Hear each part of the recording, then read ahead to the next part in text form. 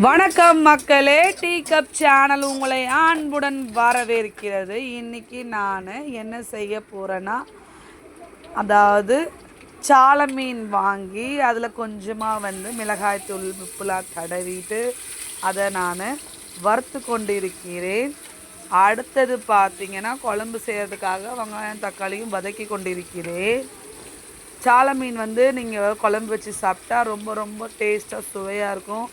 அதுவும் இல்லாமல் அதுவும் நம்மளுக்கு சத்து குறைபாடு ஏதாவது இருந்தால் கூட இந்த சத்து குறைபாடெல்லாம் நீங்கி நம்ம உடம்பு ஆரோக்கியமாக இருக்கும். ஒரு சூப்பரான சால மீன் ரொம்ப நல்லது.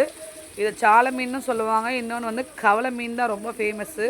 கவலை மீன்னு சொல்லுவாங்க. நான் குழம்பு வைக்கிறதுக்காக புளி ஊற வச்சுருக்கேன். இங்கே பாருங்கள், மீனை நல்லா இந்த மாதிரி நல்லா க்ளீன் பண்ணி அலசி வச்சுருக்கேன் நான். இப்போது இதில் வெங்காயம் தக்காளி இதெல்லாம் போட்டு வதக்கிட்டு பச்சை மிளகாய் ஒரு 3 போட்டுட்டு வதக்கி விட்டதுக்கப்புறமா இது கூட தக்காளி எச்சமா குட்டி குட்டியாக கட்டு பண்ணி அதை உள்ளே சேர்த்துட்டிங்கன்னா இன்னும் அருமையாக இருக்கும். இந்த மாதிரி நல்லா வதக்கிடுங்க. தக்காளிக்கு அப்புறமா மஞ்சள் பொடி போடுங்க. மஞ்சள் பொடி போட்டால் தான் ஏதாவது கிருமிகள் அது மாதிரி இருந்தால் கூட அப்படியே கழிஞ்சி போயிடும். இப்போ பாருங்கள், நல்லா வதங்கிடுச்சு. இப்போ வதங்கி முடித்ததுக்கப்புறமா இது கூட ஒரு கைப்பிடி அளவுக்கு உப்பு, கல் உப்பு சேர்த்துக்குங்க. நல்லா கும்முன்னு வதக்கி விட்டுருங்க. அப்போ தான் நல்லா தகன்னு நல்லா குழன்னு வருவாங்க இவங்க. இந்த மாதிரி பண்ணிட்டதுக்கப்புறமா நீங்கள் கொத்தமல்லியை எப்பவுமே கடைசியாக போடுறதுக்கு பதிலாக நடுவுலே இந்த டைம்லேயே போட்டிங்கன்னா மீன் குழம்பு ரொம்ப அட்டகாசமாக இருக்கும். எங்களுடைய மீன் குழம்பு சீக்ரெட்டோடைய டேஸ்ட்டுக்கான வேலை எதுன்னு பார்த்தீங்கன்னா, இந்த கொத்தமல்லியை மீன் பிட்வீனில் போடுறது தான். இங்கே பாருங்கள், வீட்டில் அரைச்ச மிளகாய்த்தூள் கண்டிப்பாக வேணும். டிஸ்கிரிப்ஷனில் நம்பர் தரேன், அதுக்கு கால் பண்ணி மிளகாத்தூள் வாங்கிக்கலாம். இப்போ அந்த மிளகாத்தூளை சும்மா அந்த தக்காளி தொக்கில் அப்படி போட்டு அப்படி பெரட்டி எடுத்துட்டு ஒரு கிளறி கொடுத்துட்டு நீங்கள் இது கூட இப்போது நம்ம கரைச்சி வச்ச புளி தண்ணியை இதில் ஊற்றுனீங்கன்னா மணக்க சுவைக்க மீன் குழம்பு ரெடி ஆயிடுச்சு. எப்படி வைக்கணுன்றதை உங்களுக்கு சிம்பிளாக நான் சொல்லி கொடுத்துட்டேன்.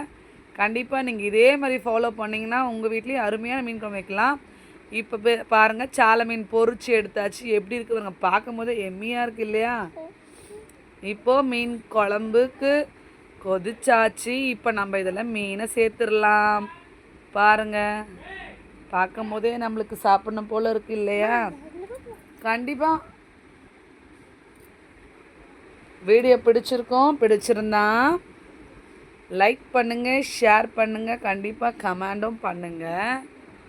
பிடிக்கலனாலும் பண்ணுங்கள். இருங்க, என் பொண்ணு என்னமோ சொல்கிறேன். என்ன சொல்கிறேன்? ஓ, மீன் எல்லாத்தையும் மொத்தமாக போட சொல்கிறாங்க. சரி, அவள் ஆசைக்காக எல்லாத்தையும் மொத்தமாக போட்டுருவோம். நம்ம ஃபுல்லாத்தையுமே போட்டாச்சு. இப்போ பாருங்கள், இவங்க நல்லா இப்போ கொதிச்சு கும்முன்னு வந்தாச்சு. இப்போ பாருங்கள், குழம்ப சும்மா தலைன்னு. கண்டிப்பாக வீடியோ மறக்காமல் சப்ஸ்கிரைப் பண்ணுங்க. வேறு ஒரு வீடியோ கூட நான் உங்களை கண்டிப்பாக பார்க்குறேன். அது வரைக்கும் tata, bye bye, see you. இங்கே பாருங்கள் மீனை. நாங்கள் இன்றைக்கி ஒரு புடி